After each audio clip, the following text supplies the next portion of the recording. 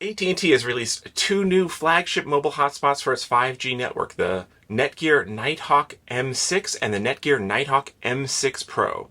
We've got all the details and can help you decide between them, so stay tuned.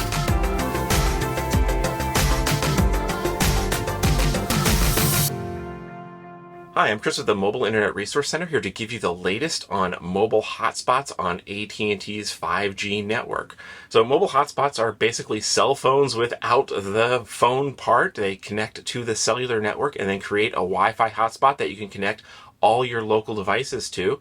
And AT&T has now brought out a new generation of flagships for their 5G network, replacing the now discontinued Nighthawk M5, which is kind of a little bit outdated, with something completely new. Actually, two somethings completely new. It's the Nighthawk M6, and this here is the M6 Pro. So what is the difference between these, and what makes them better than the older Nighthawk M5? Well, let's start with the modem chipset. This is the heart of the hotspot that actually connects and speaks to the cellular network. The older Nighthawk M5 was based on the Qualcomm X65 modem chipset that is a couple years old now, and the newer versions are based on the Qualcomm X65 for the Nighthawk Pro and the X62 for the M6, the regular non-Pro version.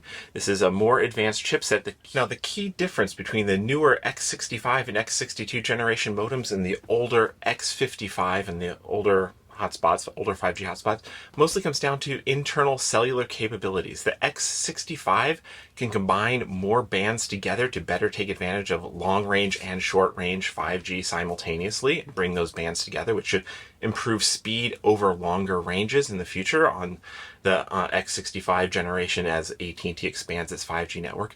And in particular, we really suspect that one of the key reasons for the new 5G hotspots from AT&T is the X65 and X62 modems should be able to support AT&T's upcoming 5G Andromeda spectrum. This is a new band of mid-band 5G that AT&T will start rolling out in late summer and into the fall of 2022 and across 2023. That will be the heart of AT&T's mid-band, their most high-speed, long-range 5G network expansion. And it's hard to know exactly for certain whether this compatibility will be there, but when Andromeda officially launches, we strongly suspect that the X65 and X62 will be the first devices, these hotspots, will be fully compatible with Andromeda. So if you really, really want to be certain, maybe wait until Andromeda launches, but I think it's a pretty safe bet that these are Andromeda ready as we go forward. Now, what is the big difference between the Pro and the non-Pro? And when it comes to the cellular side of things, the biggest difference is millimeter wave. So the M6 Pro, which costs $150 more, includes the extra components to talk to AT&T's millimeter wave network, which is currently only found in a few cities, and it is the super short range, but super, gigabit plus speed 5G network. And it requires special antenna modules to be built in, and it's extra cost, extra expense. So the M6 Pro has that and can talk to millimeter wave networks. The regular M6 does not have any millimeter wave support. But other than that, they're pretty equivalent when it comes to cellular. They both support AT&T's mid-band, the 5G plus non-millimeter wave stuff that AT&T is working on. They both support great LTE capabilities. The M6 Pro should theoretically be able to squeak out a little bit more speed, a little bit more band combinations than the regular M6, but for the most part, other than millimeter wave, pretty equivalent. So unless you're planning to go to the convention centers or airports or urban downtown areas where millimeter wave matters, the regular M6 is pretty equivalent to the M6 Pro. Keep that in mind. Now, when it comes to the non-cellular features, there's actually some pretty substantial differences. The M6 Pro and the M6 look physically identical. They are the regular M6 is white, the M6 Pro is black, but other than that, same size case. The M6 Pro is slightly bigger touchscreen, but basically the same. Same Ethernet port on the bottom, same USB-C port, same two little hatches to bring out antennas and hook up an external 2x2 MIMO antenna.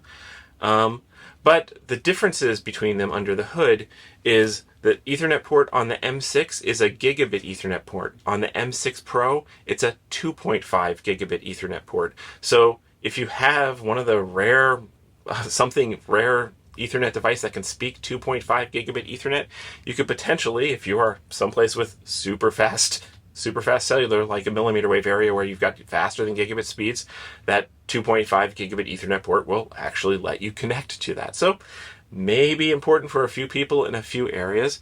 And then the other difference is when it comes to Wi-Fi, the M6 Pro is claimed to be the first mobile hotspot in the world with support for Wi-Fi 6E. This is the modification of the Wi-Fi 802.11ax standard that speaks 6 gigahertz. You know, it uses 6 gigahertz spectrum instead of the normal 2.4 and 5 gigahertz. It also uses 6 gigahertz, which is a whole new Wi-Fi band that allows for more speed and more capacity over your local Wi-Fi network if you happen to have other devices that are Wi-Fi 6E compatible, which is still very, very rare. Only a few high-end gaming laptops, a couple high-end Android phones, and basically not much else currently speaks Wi-Fi 6E, but it does have the future-proof angle of the M6 Pro can speak Wi-Fi 6E, 6 gigahertz Wi-Fi.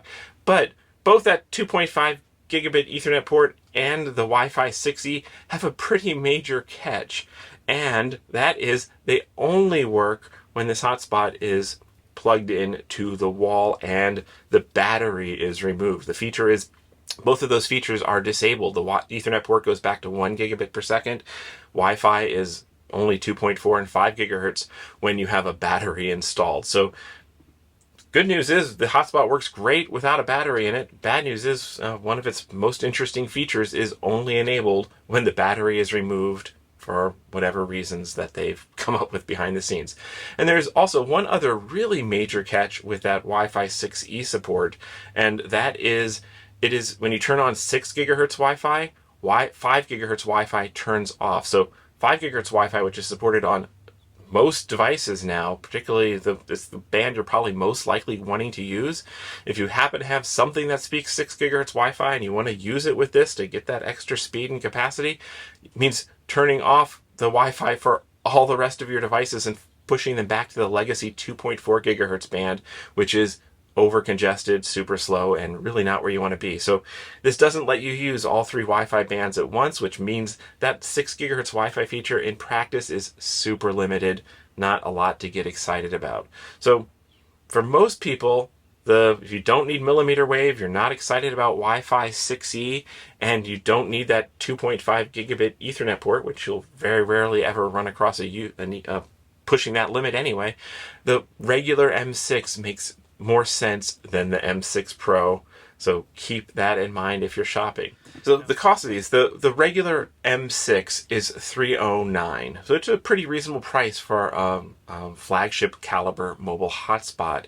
The M6 Pro is $150 more, so $459. So yeah, that's the price difference. We think the 309 version is probably the version that will make more sense for more people, unless you really, really want to be pushing the limits and future-proofing.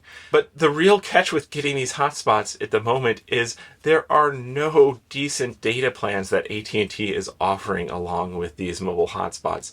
They're actually almost laughably bad with small data limits that a high-end hotspot like this in a 5G plus area could burn through the entire data plan in next to no time at all. So AT&T should be embarrassed launching high-end mobile hotspots without data plans to match to let you actually take advantage of the capabilities of these hotspots. Well, what if you happen to have an old legacy AT&T unlimited hotspot plan? Can you just move your old plan and use it in this hotspot and still get unlimited data? Well, you can, but those plans, a lot of those plans are not provisioned for 5G. It's very frustrating on AT&T, the lack of good 5G data plans for hotspots. Now, all other ways, whether you're on LTE or 5G, these are great hotspots. We've been playing with the M6 Pro for the last few days, and it's a pretty impressive set of features. It seems that it's got a great user interface. and we'll be diving into its capabilities and performance and sharing more of our hands-on testing in our member forums with our MIA members. Our mobile internet aficionados get access to our more in-depth hands-on testing notes.